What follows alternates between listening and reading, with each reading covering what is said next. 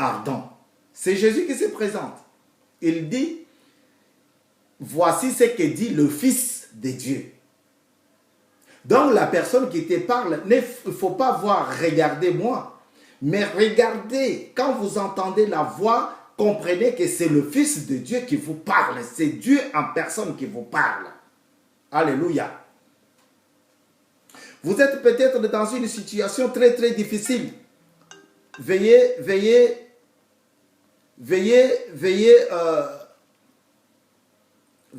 comprendre que c'est Jésus qui vous parle. Il faut que j'éteigne le téléphone parce que nous sommes sur l'enregistrement, mais il y en a qui appellent sans cesse et ça nous dérange. Vous voyez, ça a coupé la lecture 2 fois. Veuillez nous en excuser. Voici ce que dit le Fils de Dieu. C'est lui qui a des yeux comme une flamme de feu et dont le pied sont comme du bronze ardent. Il dit, je connais tes œuvres, ton amour, ta foi, ton service et ta persévérance. Je sais que tes dernières œuvres sont plus nombreuses que les premières. Mais ce que j'ai contre toi, c'est que tu laisses faire Jézabel. Cette femme qui se prétend prophétesse, elle enseigne et égare mes serviteurs pour qu'ils se livrent à l'immoralité sexuelle et mangent des viandes sacrifiées aux idoles. Vous voyez? Je saute, il dit, quant à vous les croyants de Thyatire,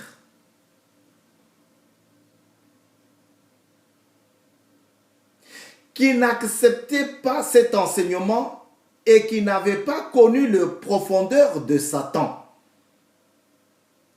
comme il les appelle.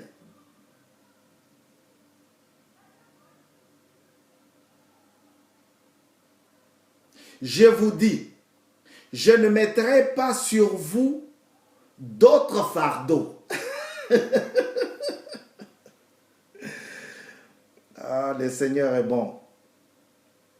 Seulement, ce que vous avez, tenez-le fermement, jusqu'à ce que je revienne. Au vainqueur, voilà là où il y a la parole des promesses. Dieu dit, je ne vais pas mettre un autre fardeau sur le péché que vous avez commis. Je ne vais pas encore ajouter une autre couche, comme on dit en France. Je ne vais pas encore ajouter d'autres problèmes sur ce que vous avez déjà. Je ne vais pas encore ajouter une autre maladie sur celle que tu as déjà. Je ne veux pas que tu puisses avoir des chômages sur les années de chômage que tu as déjà. Dieu se présente à toi. Il dit, au vainqueur.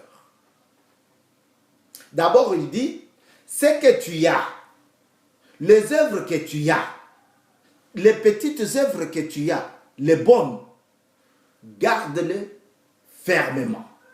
Garde-les. Il dit garde-les. Garder, c'est comme si j'ai gardé ce téléphone. Je les garde comme ça. Mais il dit encore, garde-le fermement. Gardez, mais fermement. Donc, garde-le d'une façon que personne ne puisse dérober. D'une façon que personne ne puisse prendre. Garde-le fermement. Alléluia. La foi que tu as, la persévérance que tu as, les services que tu as, garde-le. Mais d'une façon ferme. Pour que d'autres personnes ne viennent pas dérober, voler, détruire. Alléluia. Et il ajoute maintenant, Dieu est bon. Au vainqueur, ou en d'autres termes, à celui qui vaincra.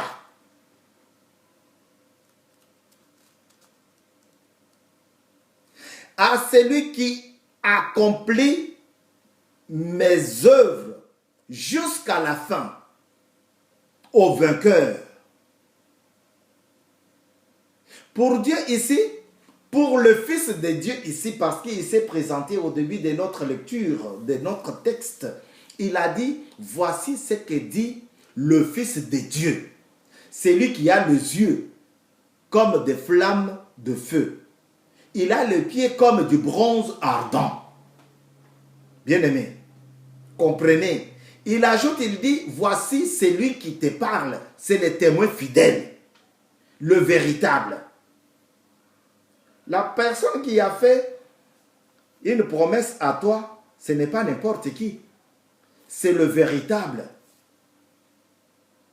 Et le véritable, la Bible dit, dans 1 Jean 5, 20, le véritable, c'est Jésus-Christ. Il est là, il parle. Il dit au vainqueur. Il y a des révélations. Heureusement que c'est une révélation. Au vainqueur, à celui qui vaincra. Je donnerai autorité sur les nations. Dieu dit, je veux que tu fasses du bien. Ne laisse pas Jézabel, cette femme qui s'est dit, qui prétend être prophétesse, mais qui ne l'est pas, qui pratique d'autres œuvres, les œuvres diaboliques, la sorcellerie, l'immoralité sexuelle. Alléluia. C'est cette femme-là que je ne veux pas que tu puisses suivre. Que tu sors de son club, de son entourage. Et je veux que tu sois quelqu'un qui garde la persévérance, la foi, l'amour. Parce que l'amour, c'est la base, le fondement de Dieu. Voyez? Si tu n'as pas d'amour, tu ne peux pas rester dans la maison de Dieu. Il dit garde l'amour fermement. Travaille pour garder la persévérance. Pas seulement pour gagner des sous et acheter des vêtements, des véhicules, des parcelles et dire que non, je suis béni. Non, ce n'est pas cette bénédiction-là dont on parle. On parle ici de la sanctification du corps de Christ. Pas de bâtiment. Oui, chez nous, c'est bien construit. Quand on parle, les voisins n'écoutent pas. Non. Corps du Christ. Dieu veut que tu sois dans la sanctification. Et Paul dit aux Romains, cherchez la sanctification, sans laquelle personne ne verra le Seigneur. Effectivement, c'est Paul qui a dit. Au vainqueur, je donnerai autorité sur les nations. Il les dirigera avec sceptre de fer, comme on brise les vases d'argile, ainsi que moi-même j'en ai reçu le pouvoir de mon Père. Au vainqueur, ce n'est pas à n'importe qui. Il dit au vainqueur, à celui qui vaincra. Je lui donnerai l'autorité sur les nations. Il va diriger ces nations-là d'une façon terrible, d'une façon exacte, d'une façon bonne et courageuse. Il dit, il va diriger avec sceptre de fer, Shiloh. Il était déjà au bord de la mer. Tout le monde le regardait. Moïse, Moïse n'avait rien d'autre que le sceptre d'entre ses mains. Qu'as-tu dans tes mains? Qu'as-tu dans ta main? Alléluia. Dieu pose la question, comme il la pose encore à toi aujourd'hui. Qu'est-ce que tu as dans ta main? Parce qu'il veut te confier des choses. Ah, ça me rappelle des Kouloutou, des grandes personnes, des yaya, des personnes âgées, ceux qui nous ont précédés, ceux qui nous ont montré comment marcher, ceux qui nous ont appris. Moïse Bema, pasteur à Kinshasa. Je me rappelle quand il parlait de ça, il disait, qu'as-tu dans ta main? Parce que Dieu veut agir. Moïse va répondre, je n'ai que le bâton. Et Dieu lui dit, prends ton bâton, frappe sur la mer. Tout le monde le regardait pour lui dire, mais qu'est-ce que tu nous as foutu? Nous allons traverser comment? Alléluia. Dieu est capable. Quand il promet, il réalise. Ses promesses restent oui et amen. Dieu est capable, bien-aimé. Il faut juste écouter, suivre ce qu'il te donne comme parole de promesse. 6e parole de promesse pour la gloire du Seigneur. À celui qui vaincra, je donnerai le pouvoir, l'autorité sur les nations. Il va diriger ces nations-là d'une manière, d'une façon correcte, avec le sceptre de fer. Il s'est présenté en disant, voici ce que dit celui qui a des pieds de bronze ardent. Et ici Dieu dit, je vais te donner les sceptres, Moulangala, je vais te donner les sceptres avec lequel tu vas diriger les nations. Bien-aimé, tu as tant tergiversé, tu as trop demeuré dans l'impudicité, l'immoralité sexuelle, tu as trop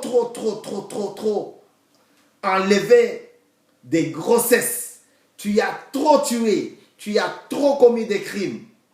C'est maintenant l'heure de demander pardon à Dieu. Parce qu'il veut te sanctifier. Parce qu'il veut te donner le sceptre de fer pour pouvoir diriger les nations, pour pouvoir diriger les familles, pour pouvoir diriger le peuple. Dieu a besoin de toi.